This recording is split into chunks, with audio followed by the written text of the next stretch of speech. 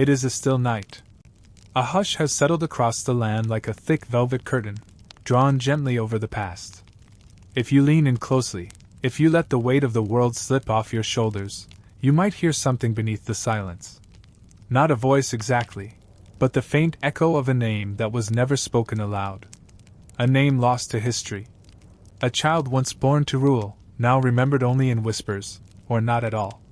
Across the centuries, in castles of stone and marble, behind tapestries and locked doors, lived children whose very existence was treated as a secret. Their lives were not measured by their joys or sorrows, but by the quiet unease they brought to their royal families. These were not rebels or traitors. They were not political threats or fallen warriors. They were children, fragile, innocent, and yet they were hidden away. And sometimes they were erased altogether. For in the halls of power, perfection was everything. Royal bloodlines were believed to be sacred, touched by divine favor, destined to lead nations. A trembling hand, a different gaze, a slower voice, these were not just personal traits. They were considered signs of imperfection. Evidence, perhaps, that the divine had looked away. And so, those children who bore visible differences were often not held tighter. They were cast further from view. One of the most misunderstood conditions throughout history was what we now call Down syndrome. Caused by the presence of an extra chromosome, it alters the way the body and mind develop. Today, science has offered clarity. We understand the physical characteristics, the developmental pace, the unique beauty of those born with it. But in earlier centuries, this understanding did not exist. The signs were there, but the knowledge was not. And so myths filled the gap. Where chromosomes were unknown, curses were assumed. A child with a flatter face, slanted eyes, or delayed speech was thought to be a punishment from the heavens, a flaw in the lineage, a divine warning. Not only was the child misunderstood, so was their family. Whispers of weak blood, of divine disapproval, spread faster than truth ever could. For kings and queens, such whispers were dangerous. Their right to rule depended not only on armies or treaties, but on image, on the carefully polished illusion that their family was chosen, exceptional, flawless. A child born with Down syndrome shattered that illusion. And so, the choice was made again and again across time, to conceal rather than confront, to exile rather than embrace. There were infants whose cries echoed once through palace corridors and then were never heard again. Some were quietly moved to distant estates. Others were placed in monasteries, their names unrecorded, their birthdays forgotten. Some, heartbreakingly, may not have lived long past birth, not because of their condition, but because of fear. Fear that they would be seen. Fear that others would ask questions. But these stories were never told in official histories. You won't find their portraits hanging beside kings and consorts. You won't find their names etched in genealogies. What you find is absence. Gaps. Children who were born but left no trace. Lives that flickered in the margins of royal history, never allowed to take shape fully. Imagine, for a moment, a grand hallway lined with portraits. Each figure stares forward, stoic, majestic, remembered. But what if, just out of frame, there had once been another child? A younger sibling who smiled differently, who spoke more slowly, who reached for the world in their own way. And yet, whose canvas was never painted. It is not the absence of records that wounds, it is the deliberate silence. The decision to unwrite someone from history is its own kind of violence. It says, you were not important. You were not fit to be remembered. And yet these children were born into privilege. They felt joy. They loved and were loved. Their stories deserve breath, even if history tried to hold its breath instead. The truth is, these children were never dangerous. What threatened the royal families was not their condition, but the reflection it cast. It forced the crown to look inward. To ask, what do we value more, truth or image? Compassion or control? In the centuries before modern science, even midwives and nurses knew what to look for. The physical features of a child with Down syndrome are often noticeable at birth. And so, in some royal courts, steps were taken immediately. Not out of cruelty alone, but out of fear, deep ancestral fear that a single imperfection would unravel a dynasty. And what of the mothers? The queens who carried these children within them, who felt every kick and movement. History rarely tells us what they felt when their babies were taken, or hidden, or never spoken of again. We read of their public strength, their ceremonial grief, but we are not told what they whispered in the dark when no one listened. Perhaps they mourned aloud. Perhaps they were told to forget. Or perhaps they never stopped remembering. It is a painful irony that the families who ruled entire continents could be so powerless when it came to love. That the fear of losing respect could overpower the instinct to protect. That a crown, so often adorned with jewels and gold, could feel heavier than the weight of a child's small hand. Still, some traces remain. In letters burned at the edges, in rumors recorded by servants, in the quiet notations of priests who cared for unnamed children. These are the breadcrumbs that lead us back, not to great conquests or royal proclamations, but to the most human of stories, a child born into a world unprepared to see them. And so we begin here, not with a throne or a battle, but with a child who once laughed, or cried, or simply looked up into the eyes of a parent, and was not seen. Not because they were invisible, but because history chose to look away. Tonight, we will not look away. We will follow the faint traces left behind. We will speak the names that were never spoken. And in doing so, we will begin to remember the children who were born to be loved, but lived behind walls of silence. Let the story begin. In the grand palaces of the medieval world, everything had its place. The king sat at the center of power, surrounded by noblemen and clerics. Pages and servants moved like clockwork, each step rehearsed, each gesture precise. The royal children, those who would carry the dynasty forward, were among the most watched of all. Their steps, their speech, their studies, nothing escaped the eyes of the court. And yet, there were some children the court chose not to see. The medieval mind was shaped as much by faith as by politics. In those days, illness and difference were often understood through the lens of divine will. A child who was born with unusual features or a slower pace of learning was not simply described as different. Instead, their existence was interpreted as a sign, sometimes of divine displeasure, sometimes of a curse upon the bloodline. And when the blood in question was royal, such a sign could shake the very image of the crown. In a world where power was believed to flow directly from God, any imperfection in the royal line threatened the story the monarchy told about itself. A ruler was more than a person. They were the embodiment of the realm's health, its prosperity, its divine blessing. If a king's son or daughter was seen as weak or flawed, it was not just the child's reputation at stake, it was the kingdom's. And so, a quiet practice emerged in many courts, to remove such children from the public eye as soon as possible. This could mean sending them to a remote country estate, far from the capital's gossip. In more devout kingdoms, it might mean placing them under the care of a monastery or convent, where their lives could unfold in prayer and seclusion, far from the eyes of visiting dignitaries. Official records rarely mentioned them. If they were noted at all, it might be in a single vague line. The child did not live long. Whether or not that was true. Sometimes, the removal happened within days of birth. Other times, it followed a slow realization over the child's early years, as milestones came later than expected, or not at all. Mothers might notice first, their concerns met with polite silence or careful redirection. A queen's love was a private thing, her duty to the realm, public and unyielding. The moment the two came into conflict, the child's fate was quietly decided. It is difficult, centuries later, to untangle fact from rumor. The medieval world left few direct testimonies from these hidden children. Most of what we know comes from fragments, servants' notes, marginalia in religious records, unexplained gaps in royal genealogies. In some cases, a younger sibling would unexpectedly inherit the title, without explanation of what happened to the elder. In others, the child's name would appear once in baptismal records and then never again. But we can imagine the scenes. The high-ceiling chamber where a royal infant was first presented, the sudden hush when a midwife exchanged a meaningful glance with a nurse. The conversations behind closed doors, where fathers spoke of political stability and mothers were told to prepare themselves for arrangements. The sound of carriage wheels leaving the castle in the quiet of night, carrying a life away from the place it was meant to grow. This was not cruelty in the way we might think of it today.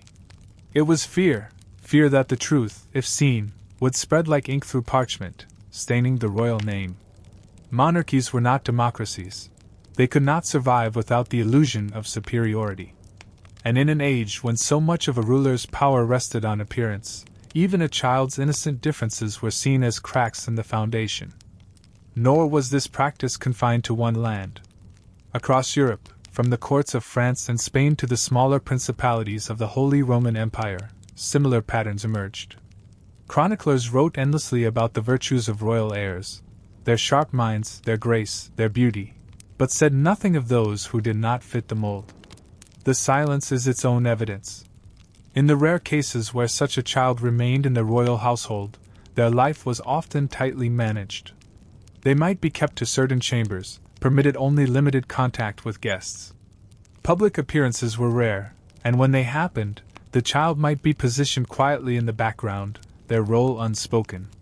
A court painter might omit them from a family portrait altogether, or else render their features in a way that concealed their differences. Even the church, which might have been a voice of compassion, often reinforced the secrecy. The prevailing belief was that the royal family's image reflected divine order on earth. Any sign of disorder, even in a child's appearance or abilities, was best kept from view. Monasteries, for all their devotion, could become sanctuaries of silence, places where such children lived and died without the world ever knowing their names. This practice did not erase the love these children may have received in private moments. We cannot know how many mothers found ways to visit in secret, or how many fathers quietly provided for their hidden sons and daughters. But love was not enough to bring them back into the light. In the logic of the time, public duty outweighed private affection. The irony, of course, is that these children were never truly erased. Their absence left shadows in the historical record, shadows that tell us, if we look closely, that something is missing. A name crossed out. A birthday never celebrated again. A small coffin buried without the ceremony given to even distant royal cousins. The absence itself becomes a story. And so, when we look back on the medieval courts, we must look not only at the kings and queens who sat on thrones, but at the children whose thrones were quietly taken away before they ever had the chance to sit upon them. Their lives remind us that history is not only written by the victors, it is also unwritten by those who fear what the truth might reveal. Here, in the hush of centuries gone by, we begin to see them. Not as imperfections, not as secrets, but as children whose stories were interrupted. In the chapters ahead, we will follow these shadows forward in time, into eras where the world began to change, but where the walls of silence remained. There is something haunting about a photograph with missing faces. The royal albums of the 20th century are filled with them, carefully posed family groups, smiling in gardens, standing on grand staircases, waving from balconies. And yet, some faces that should have been there are not. Sometimes the absence is easy to overlook. Sometimes it is so deliberate that you can almost feel the space where someone has been cut away. The story of Nerissa and Catherine Bowes-Lyon belongs to that quiet space in history. They were born not in the Middle Ages, but in the age of motorcars and cinema, in a Britain that was beginning to see itself as modern and enlightened. The year was 1919 when Nerissa came into the world, and 1926 when Catherine followed, both daughters of John Herbert Bowes-Lyon and Fenella Hepburn Stewart Forbes Trefusis. Their father was the brother of Elizabeth Bowes-Lyon, who would later become Queen Elizabeth, the Queen Mother. By blood, they were part of the inner circle of the British royal family. In their earliest days, the sisters would have been expected to grow up in a life of privilege, surrounded by governesses, dressed in fine clothes, their paths set toward comfortable futures. But from early on, it was clear to those around them that Nerissa and Catherine developed differently from other children. Their speech was slow to form, their understanding more gradual. Today, doctors might have recognized signs of Down syndrome, or a similar condition. In the 1920s, however, such differences were still poorly understood, and rarely discussed openly. For a family whose reputation was bound tightly to dignity, perfection, and public approval, the girl's condition became a silent problem. It was not simply a matter of their personal care, it was the question of how their existence would be perceived by the public, and what whispers might follow if their differences were noticed. This was the royal image at stake, and in those days, image was guarded as fiercely as the crown jewels. By 1941, the decision had been made. Both Nerissa and Catherine were placed in the Royal Earlswood Hospital in Surrey, an institution for people with learning disabilities. It was not a place of warmth or home-like comfort. It was a facility designed for long-term separation from the outside world. Once admitted, the sisters rarely, if ever, returned to their families' residences. The act of sending them there was not the end of their erasure. It was only the beginning. Official family records, the sort kept in Burke's Peerage, listed both sisters as having died in the early 1940s, even though they were very much alive. Their names were written in ink beside dates of death that were pure fiction, as if the family had chosen to bury them in the pages of history decades before their actual passing. What followed was a lifetime of obscurity. Nerissa lived quietly at Earlswood until her death in 1986. Catherine remained there for nearly her entire life, outliving her sister by almost 30 years, passing away in 2014. Over those decades, contact with their extended family was reportedly minimal. Visitors were rare, public acknowledgement rarer still. The hospital staff cared for their needs as best they could, but they could not replace the bond of family that had been so carefully severed. For the outside world, their story remained invisible. There were no photographs in the public archives, no mentions in speeches, no casual references in memoirs. To most people, even to many who followed royal affairs closely, Nerissa and Catherine did not exist. And yet they lived, year after year, in the same institutional walls, their lives moving forward in a rhythm entirely separate from the pageantry and ceremonies unfolding in London. It was only in the 1980s, decades after Nerissa's admission to Earlswood, that the truth began to surface. Journalists uncovered records that contradicted the official family entries.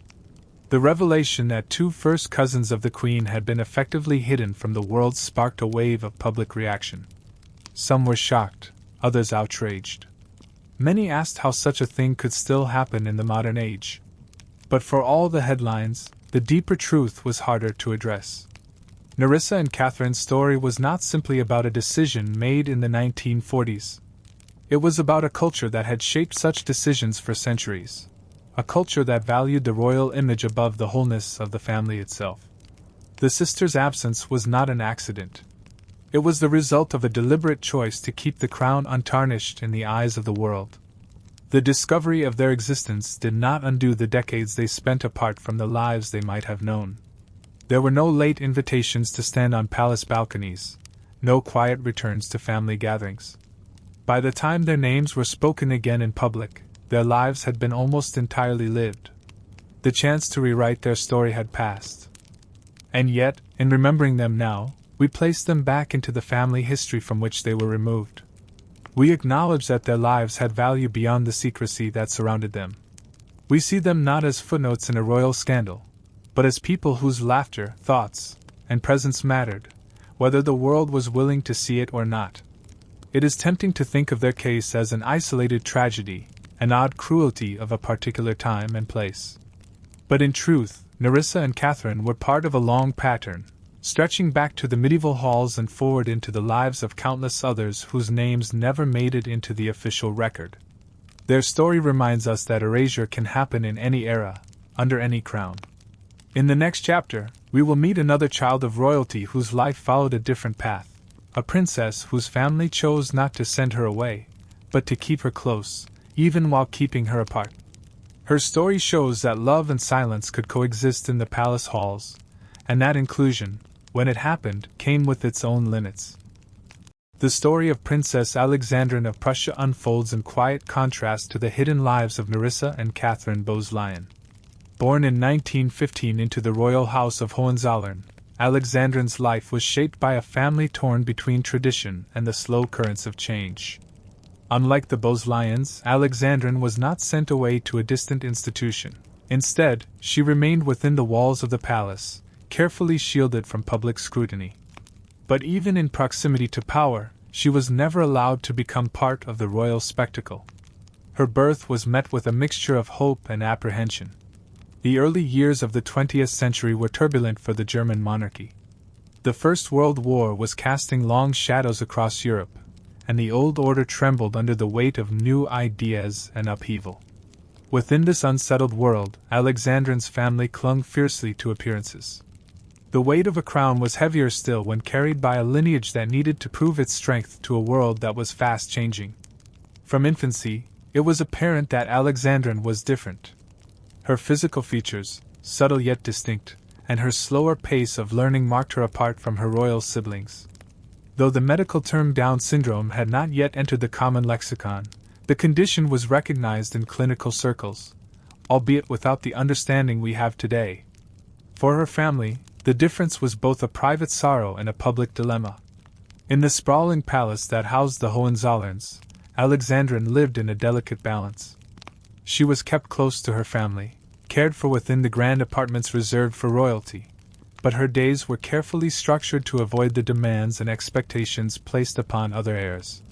She attended a special school, away from the prying eyes of the court and the press, where she was nurtured and protected but also isolated. The royal family's love for Alexandrine was never questioned in private. Letters and personal diaries from the era reveal moments of tenderness and quiet affection. Yet this love was wrapped in layers of discretion and restraint. Alexandrine was not to be spoken of publicly. Her presence was acknowledged only in the softest tones and most guarded settings.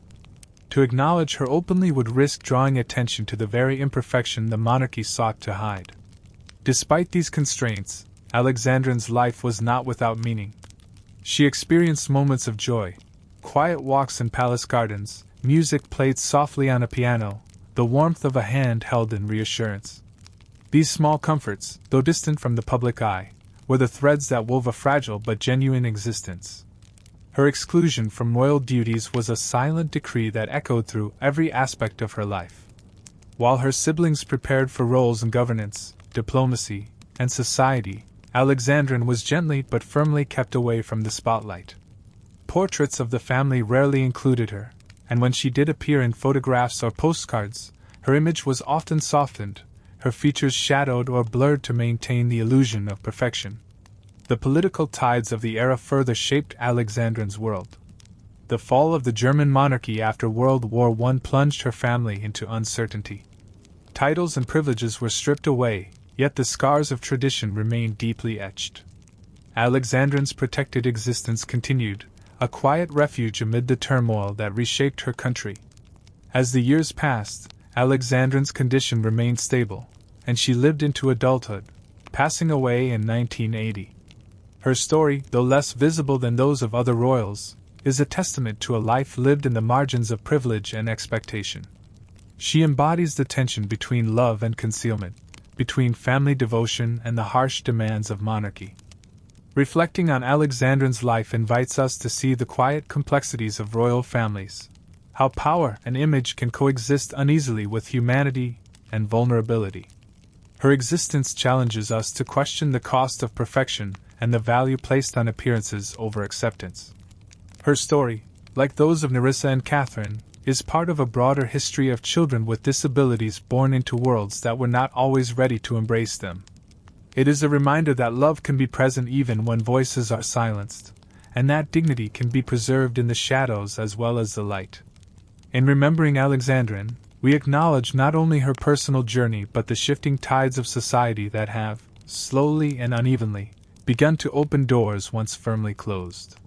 Her life marks a chapter in the long story of inclusion and recognition, a story still unfolding today. In the grand tapestry of history, some stories are woven not with the bold colors of triumph or war but with the soft, enduring threads of quiet compassion. And de Gaulle's life is one such thread, a tender light that flickered gently in the corridors of power and privilege, shining despite the shadows cast by social expectations and the strictures of her time. Born in 1928 to Charles de Gaulle and his wife, Yvonne Vendroux, and entered a world marked by immense political turbulence. Her father, destined to become one of France's most iconic leaders, was still a soldier and rising figure in the military establishment. Yet, even amid the weight of national destiny, the arrival of a daughter with Down syndrome brought personal challenges that the family faced with uncommon grace. Anne's earliest days were marked by the tenderness of devoted parents who saw beyond her diagnosis. While many families of the era, especially those steeped in high society, viewed disabilities through lenses of stigma or shame, the de Gaulles chose a different path. They embraced their daughter's presence not as a burden but as a precious gift, a reality to be met with love and care. From the beginning, Anne's world was filled with warmth.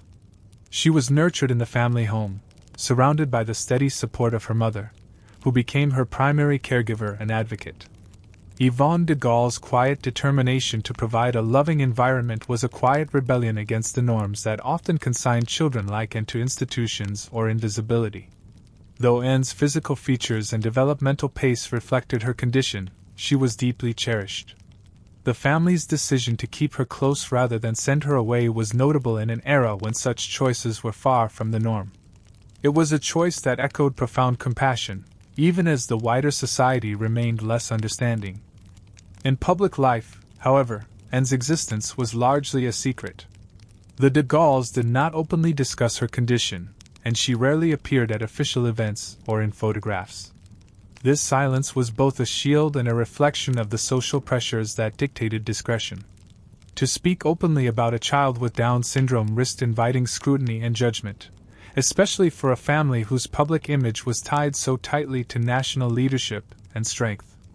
Anne's life, therefore, unfolded in a delicate balance, embraced within the family's private world, but carefully kept from the harsh glare of public attention. She was a source of joy and love within the home, yet her condition remained unspoken in the circles of politics and power where her father's star was rising. The family's devotion was evident in the details of daily life. Anne's mother ensured that she received specialized care, attending to her health and development with patience and kindness.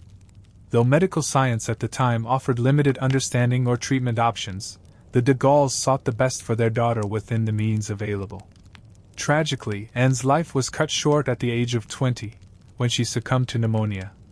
Her passing was a profound loss to the family, who mourned not only a beloved daughter but a presence that had quietly shaped their lives. The grief was private, carried within the walls of the family home away from public eyes. In the years following Anne's death, her mother's grief took on a new purpose. Yvonne de Gaulle founded the Foundation and de Gaulle, a hospital and care center dedicated to children with disabilities. This act of love and remembrance transformed personal loss into a beacon of hope for others, offering care and support where it had often been lacking.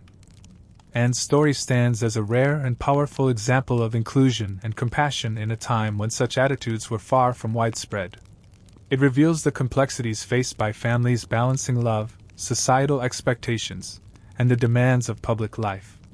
Her life challenges us to consider how private devotion can coexist with public silence, and how even in the most powerful families, acceptance was often a carefully guarded secret. Reflecting on Anne's journey invites us to appreciate the gradual shifts in society's understanding of disability. From concealment and shame to care and advocacy, the arc of progress is long and uneven. Her story is a reminder that change often begins in the quietest moments, in the acts of individual families who dare to love differently. In the broader sweep of history, Anne de Gaulle's life is both a mirror and a lamp, reflecting the challenges of her era and illuminating a path toward greater empathy and inclusion. As we remember her, we honor not only her life but the enduring legacy of those who strive to make the world a place where every child, regardless of ability, can be seen, loved, and valued. For centuries, royal families across Europe and beyond have been bound by an unyielding pursuit of perfection. The monarch's image was more than mere pride, it was the foundation of authority, legitimacy, and the divine right to rule. This relentless demand for flawlessness shaped not only policies and wars but also the intimate details of family life, especially the fate of children born with disabilities. In medieval times and well into the early modern period, visible differences or intellectual disabilities in royal offspring were considered grave threats to the image of strength that monarchs sought to project. Unlike today's growing acceptance and understanding, disability was often seen as a sign of divine disfavor or even a curse upon the bloodline. Such children were, tragically, rarely afforded the dignity of inclusion or public acknowledgement. Historical records and accounts, though scarce, suggest a grim reality. Many children born with disabilities were hidden away from public view. Some were quietly removed from court life, sent to live in remote estates far from the capital, or entrusted to monasteries and convents. These religious institutions sometimes served as places of refuge, but also isolation, homes where children might live out their days far from family and society's eyes. The deliberate concealment of these children was part of a broader culture of secrecy. Royal genealogies, portraits, and official records were meticulously curated to present only the idealized image of the royal family. Names of children with disabilities were sometimes omitted or altered in official documents. In other cases, false information was recorded, declaring children deceased when they lived on in obscurity. Some historians speculate that in the harshest cases, infants with severe disabilities were euthanized shortly after birth. Direct evidence is lacking due to the secrecy surrounding these acts, but the fear of scandal and the immense pressure to maintain a pure and strong lineage makes such possibilities plausible. These actions, shrouded in silence, speak to the tragic costs exacted by a rigid obsession with appearances. This pattern of concealment was not unique to any one kingdom or dynasty. From the medieval courts of England and France to the palaces of the Holy Roman Empire and beyond, monarchs faced similar pressures to present a flawless image. The political stakes were high. A perceived weakness could invite challenges, rebellion, or even the loss of the throne. Yet, amid these shadows, there were also moments of quiet compassion. Some families, while still bound by social expectations, chose to care for their children privately, offering them love away from the public eye. These acts, though small and often hidden, remind us that even within rigid systems, humanity could still find a place. As centuries passed and medical understanding slowly advanced, attitudes toward disability began to change. The rise of humanitarian movements and the gradual growth of social welfare brought new hope for inclusion and care.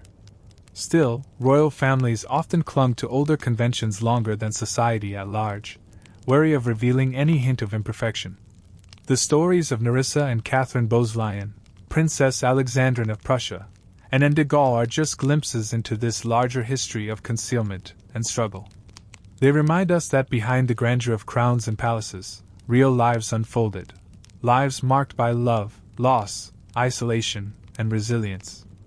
Today, as we look back on this history, we are called to remember those hidden children not as shadows or secrets, but as individuals with stories worthy of being told. Their experiences teach us about the profound cost of shame and the enduring need for empathy. In our modern world, where openness and acceptance continue to grow, the legacy of these forgotten royal children serves as a powerful reminder.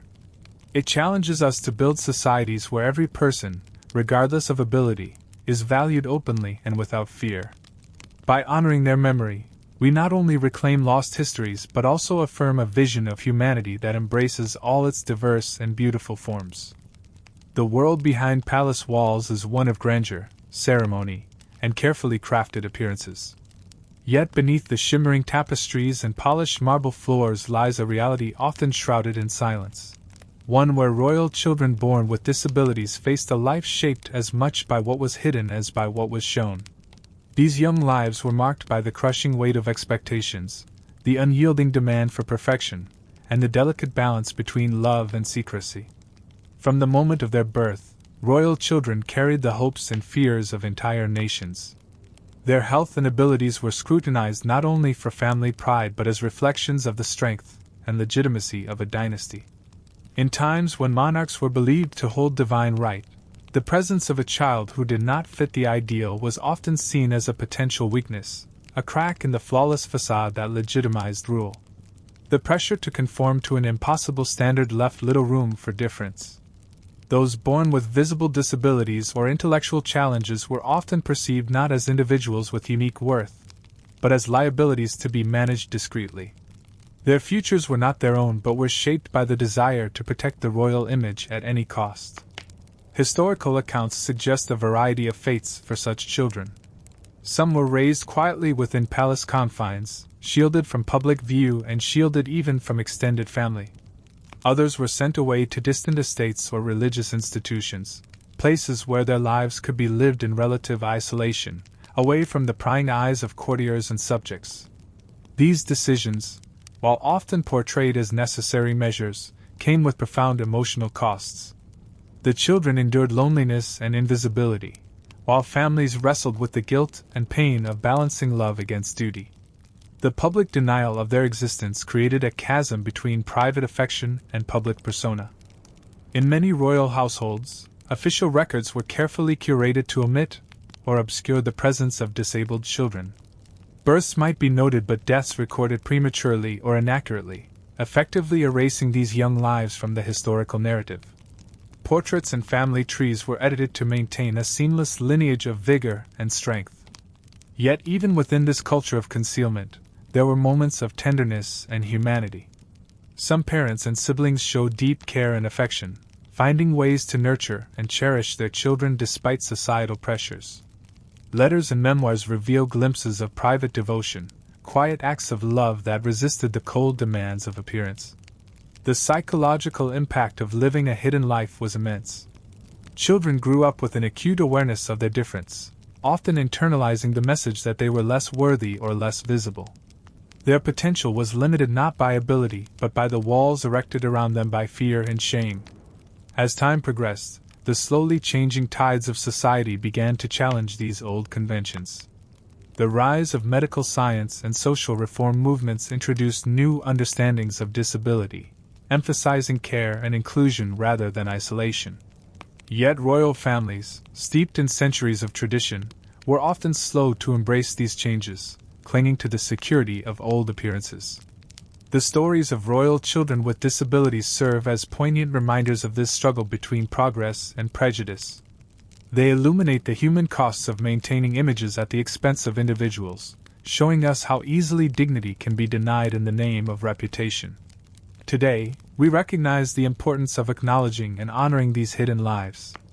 Their experiences teach us about the dangers of silence and the necessity of compassion. They call upon us to build a world where every child is valued openly, where differences are celebrated rather than concealed.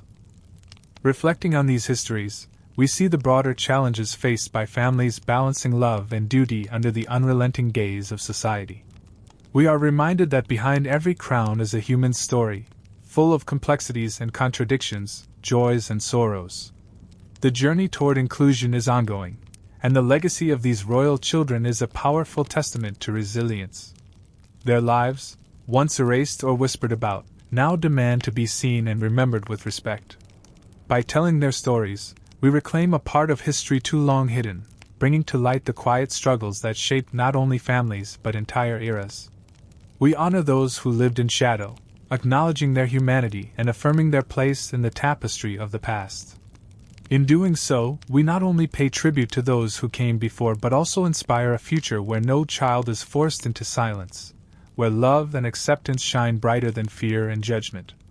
The crowns of yesterday remind us that true strength lies not in perfection, but in the courage to embrace all who share in the story of humanity. The lives of royal children born with disabilities were often marked by profound isolation, a solitude imposed not by fate but by the intricate demands of royal image and public expectation. This isolation was not merely physical but emotional and social, a barrier carefully constructed to shield both the child and the monarchy from the stigma that difference once carried. In many royal households, the decision to send a child away was fraught with anguish. The grand estates and palaces were places of splendor and ceremony, yet they could become prisons for those who did not conform. The cold walls of institutions, cloaked in the guise of care and protection, became the worlds these children inhabited, far removed from the warmth of family and the rhythms of court life. Institutionalization was a common fate for many royal children with disabilities during the 19th and early 20th centuries. These places were often located in remote areas, shielded from public view. Behind their heavy doors, children lived under strict routines, with limited contact with their families and few opportunities for joy or self-expression. The institutions themselves varied widely in quality and philosophy. Some offered dedicated care, focusing on health and education as understood at the time. Others, constrained by resources and the era's limited knowledge, were harsh and neglectful. The experience of institutional life could be profoundly lonely and disorienting. For families, the choice to institutionalize was often framed as an act of mercy or necessity. It was presented as the best way to ensure proper care, to protect the child from societal cruelty, and to preserve the dignity of the royal family. Yet beneath these justifications lay fear of scandal, of gossip, and of diminished standing. The Bosleyan sisters, Nerissa and Catherine, are haunting examples of this harsh reality. Sent to the Royal Oswood Hospital, a long-term institution in Surrey, they were effectively erased from public memory. Official records falsely declared them deceased, a cruel act of denial that stripped them not only of presence but of identity. Within the walls of such institutions, children like Nerissa and Catherine faced profound invisibility. Visits from family were rare, and their lives were lived in quiet obscurity, away from the royal courts and the public gaze. Their stories remained hidden for decades, uncovered only by investigative journalists long after the world had moved on. Yet even in isolation, these children possessed inherent worth and dignity. Their laughter, their hopes, and their capacity for love did not vanish behind institutional walls. The silence that surrounded them was a human-made void, not a reflection of their spirit. The consequences of institutionalization extended beyond the children themselves. Families were burdened by secrecy, grappling with grief and guilt in private. The societal pressures to maintain an unblemished image fostered a culture where silence was survival and concealment was protection. Over time, the limitations and injustices of institutionalization became more widely recognized. Reformers and advocates began to challenge the system, calling for more humane care, education, and inclusion. These voices paved the way for modern approaches that prioritize dignity and community integration. The stories of hidden royal children remind us that institutions, while sometimes intended as sanctuaries, could also become places of abandonment. They teach us about the profound human need for connection and the damage caused when isolation becomes the norm. As society's understanding of disability has evolved, so too has the commitment to inclusion.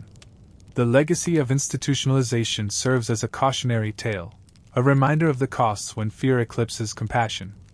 Today, efforts continue worldwide to ensure that no child is hidden away or denied the chance to live fully. The movement toward community-based care and acceptance reflects a growing recognition of every individual's right to belong. In honoring the histories of those who lived in isolation, we acknowledge both the pain of the past and the hope of a more inclusive future. Their lives, once veiled in silence, now call out for recognition and respect. By shining a light on these hidden stories, we reclaim lost humanity and reaffirm our collective responsibility to embrace all members of society, regardless of ability. The shadows of royal isolation remind us that true nobility lies not in titles or appearances, but in the courage to see and love every person as they are. In the grand annals of monarchy, history often tells the tales of kings and queens, their battles, alliances, and triumphs. Yet beneath these celebrated stories lies a hidden and painful narrative, the deliberate erasure of royal children born with disabilities. Their names, faces, and lives were quietly wiped from official records, erased from public memory, and tucked away behind closed doors. The importance of image and legacy in royal households cannot be overstated. Monarchies depended on perceptions of unblemished bloodlines and flawless heirs to maintain authority. A child who did not fit this ideal was not simply a personal challenge. They were perceived as a threat to the dynasty's future, a disruption to the carefully woven tapestry of power. This fear led to a practice as heartbreaking as it was cruel: the systematic removal of such children from public and historical record. Births might be recorded, but deaths were often declared prematurely or falsified. Official documents omitted their existence, or recast their stories into silence. Portraits left them out entirely, creating a lineage that seemed unbroken and untainted. One can imagine the painstaking efforts involved: royal scribes, court officials, and families working together to maintain appearances. Letters were censored, guest lists edited, and genealogies redrawn. In a world where the written word was the guardian of memory, these actions ensured that the reality of disability within royalty was hidden from view. The case of Nerissa and Catherine Bowes-Lyons starkly illustrates this erasure. For decades, official family records falsely declared them deceased, even as they lived within the confines of a hospital. Their very existence was a secret too dangerous to be known, a fact deliberately suppressed to protect the family name. Such erasure extended beyond mere paperwork. It was an emotional silencing, a denial of identity and humanity. These children were not only physically isolated but also symbolically cast into oblivion. Their lives were reduced to gaps in history, whispered rumors, or uncomfortable family secrets. This phenomenon was not confined to any single royal house or country. Across Europe and other monarchies worldwide, similar stories unfolded. The weight of tradition and the obsession with image created a universal pattern of concealment and denial. Yet even in this shadowed history, fragments of truth persist. Diaries, letters, and later investigations have begun to uncover the realities hidden beneath layers of silence. These discoveries offer glimpses into lives once forgotten and restore dignity to those erased from the official narrative. The deliberate invisibility of disabled royal children reflects broader societal attitudes of the time. Disability was stigmatized, misunderstood, and feared.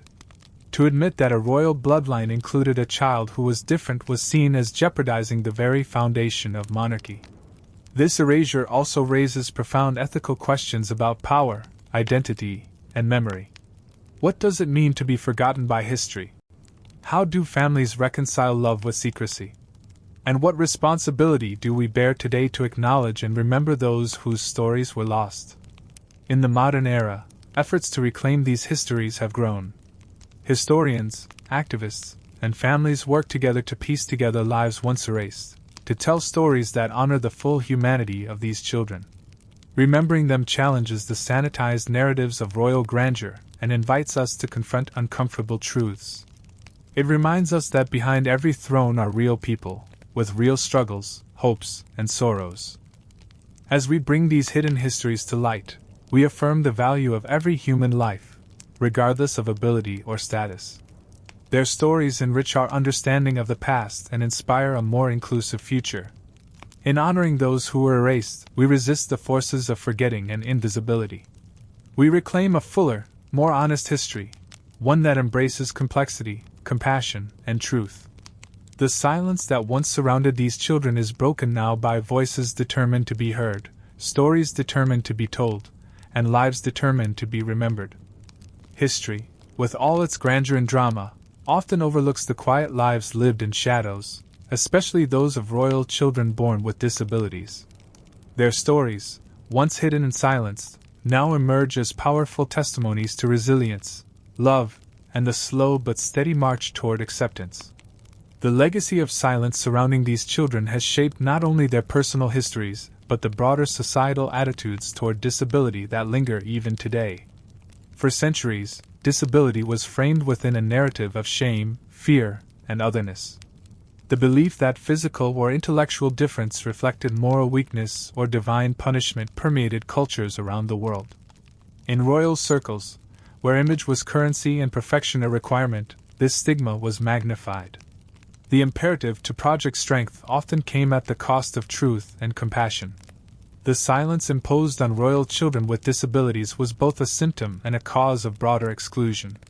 By erasing their presence from public life and historical records, monarchies reinforced the notion that disability was something to be hidden, a secret too shameful to acknowledge openly. Yet, even as silence reigned, seeds of change were quietly sown. The Enlightenment era began to challenge long-held beliefs about the nature of the human mind and body. Intellectuals and reformers questioned the idea that disability was a curse or a sign of inferiority. Slowly, new understandings of compassion and care began to take root. By the 19th and early 20th centuries, medical advances and social reform movements further shifted perceptions. Institutions dedicated to education and rehabilitation for people with disabilities emerged, although often still segregated and paternalistic. The stories of families like the de Gaulles, who cared lovingly for and within their home, offered glimpses of a more humane approach. The post-World War II era marked a turning point. Global movements advocating for human rights and equality brought disability into the conversation about justice and inclusion. The rise of advocacy organizations, advances in medical research, and growing awareness challenged stigma and demanded recognition of the dignity and potential of every individual. Royal families, too, began to adjust, albeit slowly. Public attitudes shifted toward greater openness, and some members of royal houses spoke more candidly about disability within their own ranks. These changes reflected broader societal transformations but also the enduring tension between tradition and progress. Despite progress, the legacy of silence still echoes. Discrimination and misunderstanding persist in many places, reminding us that the struggle for acceptance is ongoing. The stories of those once hidden behind palace walls remind us how easily fear can lead to exclusion and how vital compassion remains. Remembering the erased royal children is an act of restoration, restoring their place in history, their dignity, and their humanity. It also challenges us to examine how far we have come and how much work remains to create truly inclusive societies. The path toward inclusion requires not only legal protections and medical care but cultural shifts that embrace diversity as a strength. It calls on us to celebrate differences rather than hide them, to value every life regardless of ability. In honoring these histories, we acknowledge that true nobility lies not in flawless appearance or unblemished lineage but in the courage to accept and love all members of our human family. Their stories inspire us to build a future where no child, royal or commoner, is forced into silence or shadow, where every voice is heard and every life celebrated. The journey from silence to inclusion is ongoing, marked by both setbacks and triumphs. But the legacy of those once hidden reminds us that change is possible and that compassion is the foundation upon which we must build. As we reflect on the past, we are called to act in the present, to speak openly, to advocate fiercely, and to ensure that history never again repeats the pain of invisibility. The lives of royal children born with disabilities teach us that acceptance is not a luxury but a necessity, that every person's story matters, and that humanity's true strength is found in its diversity. In the grand halls of power and privilege, much remains unseen. Behind the carefully choreographed public appearances and stately portraits lies a realm of intimate moments, quiet struggles, and deeply personal stories, especially for royal children born with disabilities. Their private lives, often concealed from public view, reveal a tapestry of love, hardship, and resilience that history has too often overlooked. These children existed within complex family dynamics shaped by the intersection of affection and societal expectation. Parents and siblings navigated the tension between their love for the child and the immense pressure to preserve the family's reputation. This delicate balance influenced how much these children were included in family life, education, and even decision-making. In many cases, the domestic sphere became a sanctuary, a place where royal children could experience tenderness, acceptance, and moments of normalcy far from the scrutinizing gaze of courtiers and subjects. Yet this sanctuary was often limited, its boundaries shaped by fears of scandal and the need for discretion. Personal correspondence and memoirs from royal households hint at the deep bonds formed within families, even when public acknowledgement was absent. Letters between parents and relatives revealed tenderness, concern, and sorrow, emotions that transcend the political and ceremonial aspects of monarchy. However, the experience of isolation was common. Many children with disabilities were excluded from traditional education and royal duties, limiting their opportunities for social interaction and personal development. Their lives were shaped by a mixture of protective care and societal rejection. The choice to shield these children from public view reflected a broader cultural attitude that viewed disability as something to be hidden rather than understood. This concealment was often justified as a means of protecting the child from ridicule or exploitation, but it also contributed to feelings of invisibility and exclusion. Siblings of disabled royal children sometimes took on protective roles, advocating for inclusion or simply offering companionship and support. Yet even these relationships were often constrained by the wider family's need to maintain appearances and uphold tradition. The psychological impact of living in this hidden world could be profound. Children internalized messages about their worth and place in the family, grappling with identity and belonging amid silence and secrecy. For many, the emotional toll was as significant as any physical or intellectual challenge. Despite these hardships, stories of joy and achievement emerge.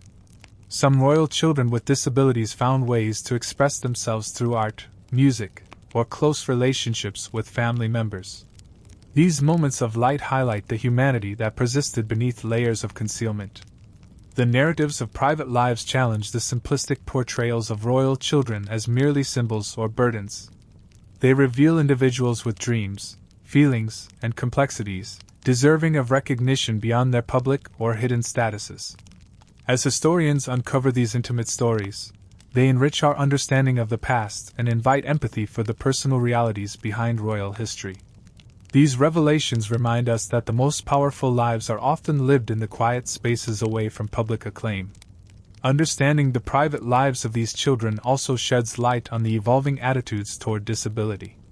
The shift from secrecy to openness reflects broader social changes, as families and societies have gradually embraced diversity and inclusion. Today, the stories of royal children once hidden inspire conversations about representation, accessibility, and the importance of visibility for all people with disabilities. They encourage us to create spaces where private lives are respected and public recognition is inclusive. By honoring the full humanity of these children, we challenge historical stigmas and affirm the dignity of every individual. Their lives teach us that behind every public figure is a personal story, filled with love, struggle, and hope. In remembering their private worlds, we reclaim histories that were once lost and honor the courage it took to live authentically within constraints. These stories enrich our shared human narrative and deepen our commitment to justice and compassion. The veil of secrecy is lifting, and with it comes a fuller, more honest understanding of monarchy and humanity alike. The private lives of royal children with disabilities no longer remain in shadow but stand as testament to resilience, love, and the enduring quest for belonging. In the gilded palaces where crowns gleam and history is written, royal families have long been bound by a complex web of love, duty, and unspoken rules. The story of children born with disabilities within these families reveals not only the harsh demands of monarchy but also the depth of human relationships that defied, and sometimes were constrained by, the expectations placed upon them. Love within royal families was often entwined with political necessity. Every birth was not simply a joyous occasion, but a crucial event in securing alliances, succession, and stability. In this context, children who deviated from the ideal could disrupt carefully laid plans, challenging both emotional bonds and public roles. Parents of disabled royal children found themselves navigating this delicate balance.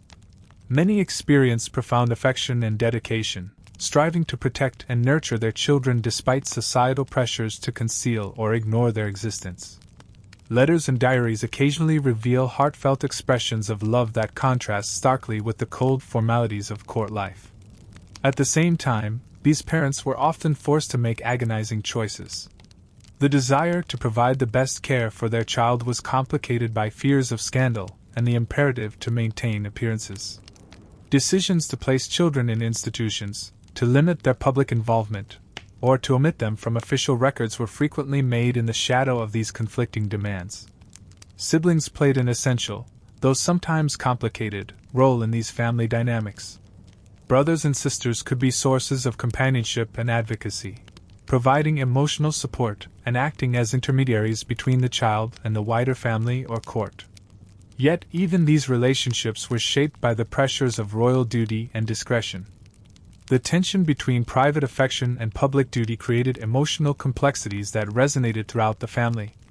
Love could be both a source of comfort and a cause of pain, as family members grappled with the realities of disability amid the unyielding expectations of monarchy. In some cases, royal children with disabilities were afforded roles within the family that acknowledged their humanity while limiting their public visibility. They might be included in private family rituals or allowed limited participation in court life, carefully shielded from the wider world. These limited inclusions, though small, were significant acts of recognition in a culture that often preferred silence and concealment.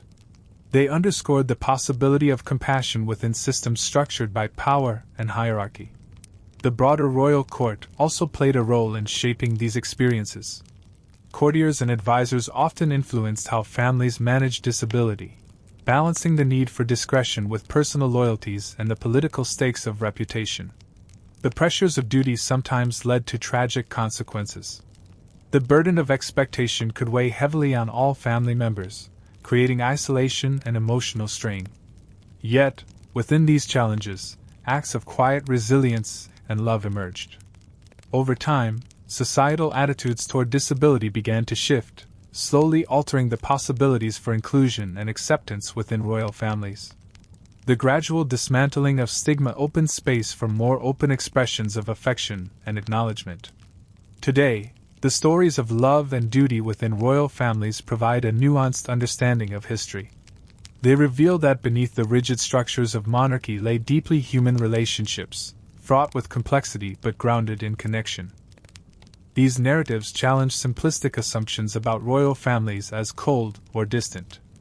Instead, they invite empathy and insight into the struggles faced by those who lived at the intersection of power and vulnerability. By exploring the bonds within these families, we gain a fuller picture of the lived experiences of royal children with disabilities. Their lives were shaped not only by exclusion but also by love, sometimes imperfect, sometimes hidden, but always present. Recognizing this love allows us to see these children not as mere footnotes in history but as full participants in their family stories, deserving of dignity and remembrance. As society continues to evolve toward greater inclusion, the lessons from these royal families remind us that love and duty must go hand in hand with respect and acceptance. The delicate balance of private affection and public responsibility in royal households offers timeless insights into the challenges and triumphs of caring for those who are different. In honoring these stories, we celebrate the enduring power of love to transcend barriers, heal wounds, and foster belonging, even in the most demanding of circumstances. The long history of silence and concealment surrounding royal children born with disabilities began, in recent decades, to give way to voices of advocacy and awareness. The powerful and poignant stories that were once hidden behind palace walls are now emerging as part of a broader movement to recognize and honor the dignity and rights of all individuals with disabilities. This chapter explores how advocacy transformed the narrative and paved a path toward inclusion and understanding. For centuries, disability was shrouded in stigma and misunderstanding. Across societies, those who were different, whether in body, mind, or spirit, were marginalized and isolated. Within royal families, this reality was magnified, as the pressure to maintain flawless lineage encouraged secrecy rather than openness. It was only with the rise of disability rights movements in the 20th century that this culture began to shift. The mid-1900s saw the emergence of organizations and activists dedicated to challenging discrimination and promoting the rights of people with disabilities. These advocates worked tirelessly to dismantle prejudices, improve healthcare and education, and secure legal protections. Their efforts laid the foundation for new conversations about equality, justice, and human dignity. Among the voices breaking the silence were families of royal children who, in some cases, began to speak more openly about disability. These revelations, though often cautious and limited by tradition, helped humanize figures once reduced to secrets or shadows. Their stories illustrated that disability is not a barrier to love, belonging, or value.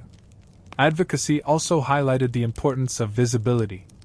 Representation in media, literature, and public life challenged stereotypes and showcased the talents, achievements, and contributions of people with disabilities. This growing visibility fostered empathy and understanding, helping to change hearts and minds. In royal contexts, such changes slowly influenced attitudes and policies. While tradition remained a powerful force, some royal families began to embrace more inclusive practices. They supported charities, endorsed awareness campaigns, and in rare instances, openly acknowledged family members with disabilities. The impact of these changes extended beyond symbolism. They signaled a broader cultural transformation in how disability is understood and embraced. This shift encouraged societies to move from exclusion and pity toward acceptance and empowerment. The stories of advocacy are not just about policy or public statements, but about the personal courage of individuals and families willing to challenge long-standing taboos. Their voices added depth and nuance to history, revealing the complex realities behind royal secrecy. This chapter also recognizes the continuing challenges. Despite progress, discrimination and barriers persist worldwide. Advocacy remains vital to ensuring that rights are protected and that inclusion is not just an ideal but a lived reality for all. The legacy of silence that once enveloped royal children born with disabilities serves as a powerful reminder of why advocacy matters. It shows how invisibility can perpetuate injustice and how speaking out can foster change. As we honor those who have fought for recognition and rights, we also recommit ourselves to listening and learning. Their efforts inspire ongoing work towards societies that truly value diversity and human dignity. The breaking of silence in royal histories parallels broader movements in society, movements that seek to embrace complexity, celebrate difference, and ensure that every voice is heard.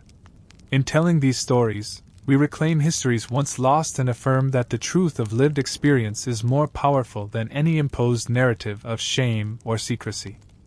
The journey from silence to advocacy is a testament to human resilience and the enduring quest for justice.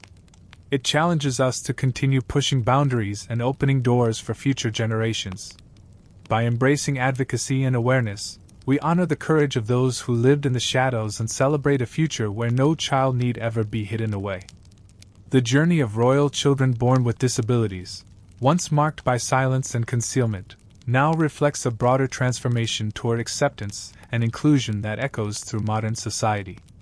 This chapter traces the arc from hidden lives to public recognition, exploring the evolving cultural, social, and political forces that have shaped contemporary attitudes.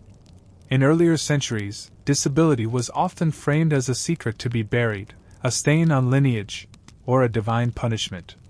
Within royal families, these views carried enormous weight. The demand for perfection in heirs left little room for difference, and the fear of scandal prompted families to hide or exclude disabled children from both history and public life. However, the tides began to shift slowly with the rise of medical knowledge and social reform movements. As scientists uncovered the biological basis of many disabilities, ignorance gave way to understanding, and the language around disability began to change from condemnation to compassion. Social reformers challenged the norms of institutionalization and segregation, advocating for education, care, and integration. These changes reflected a growing belief in the dignity and rights of all individuals, regardless of ability. In the 20th century, the emergence of human rights frameworks further accelerated these shifts. International agreements and domestic laws emphasized equality, accessibility, and non-discrimination, opening new possibilities for people with disabilities to live fuller lives. Within royal circles, although tradition remained a powerful influence, some members began to recognize the importance of embracing difference openly. Public endorsements of disability charities, appearances alongside advocates, and occasional acknowledgments of family members with disabilities signaled a move toward transparency and inclusion. The rise of media and the internet has also played a crucial role. Stories that were once confined to whispers and hidden archives now reach global audiences. Documentaries, interviews, and personal testimonies bring visibility to experiences once erased, fostering empathy and connection. This increased awareness has spurred changes not only in attitudes but also in policy and practice.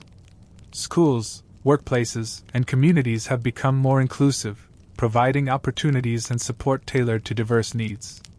The modern journey toward inclusion, however, is ongoing and uneven. Discrimination, misunderstanding, and barriers remain. The legacy of past secrecy reminds us that progress requires vigilance, commitment, and the willingness to confront uncomfortable histories. The experiences of royal children with disabilities serve as powerful reminders of both how far society has come and how far it must still go. Their stories illuminate the cost of exclusion and the transformative power of acceptance. In embracing inclusion, we affirm the value of every human life and recognize that true strength lies in diversity. The recognition that everyone deserves respect, opportunity, and belonging is a cornerstone of just societies. The movement toward inclusion also challenges us to rethink notions of perfection and success. It invites us to celebrate difference as a source of richness rather than deficiency. As history unfolds, the stories of those once hidden behind palace walls are brought into the light.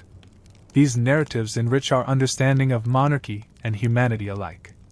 The passage from shadows to light is not simply a historical phenomenon, but a living process. It calls on individuals and communities to build bridges, foster empathy, and create environments where all can thrive. By honoring the modern journey toward acceptance, we pay tribute to the courage of those who dared to live authentically and the advocates who fought tirelessly for justice. Their legacy inspires continued action and hope that one day, no child will be forced into invisibility, and every life will be cherished openly. The transformation from concealment to celebration marks a profound shift in human consciousness, one that promises a more inclusive and compassionate world. As we reach the conclusion of this journey through history's hidden corners, we are called to remember those royal children born with disabilities, whose lives were often veiled in silence, secrecy, and shadows. This final chapter is a tribute, a solemn honoring of their stories, a reclamation of their humanity, and a reflection on the lessons their lives offer us today. Throughout the centuries, these children lived at the intersection of power and vulnerability. Born into privilege, yet often denied the fullness of life, they remind us of the fragility of human dignity when confronted by fear, stigma, and rigid social expectations. The erasure of their existence from historical records and public memory was more than a denial of presence. It was a denial of identity, love, and belonging. To be forgotten is to be invisible, to lose one's voice, one's place in the world. But history is not fixed. It is shaped by the stories we choose to tell and the truths we choose to face. In recent years, historians, families, and advocates have worked to restore these lost narratives, shining light into the dark corners where silence once reigned. Honoring these children means acknowledging both their struggles and their worth. It means recognizing that their lives mattered, not despite their disabilities, but because of their inherent humanity. Their stories challenge us to confront uncomfortable truths about the past, the prejudices, the concealment, and the pain that accompanied difference in royal and common lives alike. At the same time, remembering these children invites us to celebrate resilience, the strength they showed in the face of isolation, the love that sustained them, and the quiet dignity with which many lived their days. The act of remembrance is deeply personal and profoundly political. It affirms that all lives deserve respect and that history must include voices long silenced. In remembering, we also confront the ongoing challenges faced by people with disabilities today. Discrimination, invisibility, and marginalization persist, even as progress has been made. The lessons of the past urge us toward vigilance and compassion. They call on societies to build inclusive communities where every individual can thrive and be valued. Royal children born with disabilities may have been hidden from view, but their lives resonate through time, echoing calls for justice, acceptance, and love. Their stories teach us about the costs of silence and the power of visibility. They remind us that no child should ever be made to feel invisible or unworthy. As we honor their memory, we also honor the caregivers, families, and advocates who fought, sometimes quietly, sometimes boldly, to give these children the care and recognition they deserved. Their efforts have paved the way for greater awareness and inclusion, inspiring ongoing work to ensure that no one is left behind. This chapter, and indeed this entire journey, is a testament to the enduring human spirit, a spirit that refuses to be erased, a spirit that demands to be seen and heard. In remembering the forgotten, we reclaim a fuller, more truthful history. We enrich our collective story and deepen our understanding of what it means to be human. Let these lives inspire us to act with kindness, to speak out against injustice, and to build a world where every child, regardless of ability or status, is celebrated and loved. The royal children once hidden in shadows now stand illuminated in memory, no longer secrets, but stories of courage, love, and hope. And so, as this chapter closes, the door opens wide, inviting us all to carry forward their legacy of dignity, inclusion, and unwavering humanity. History is not just the story of kings and queens, it's the story of all people. And it is through acknowledging the past, even its darkest corners, that we build a kinder, more compassionate future.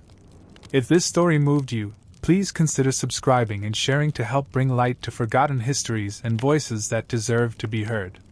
Until next time, may we all walk forward with empathy, understanding, and the courage to embrace our shared humanity. Good night, and thank you for watching.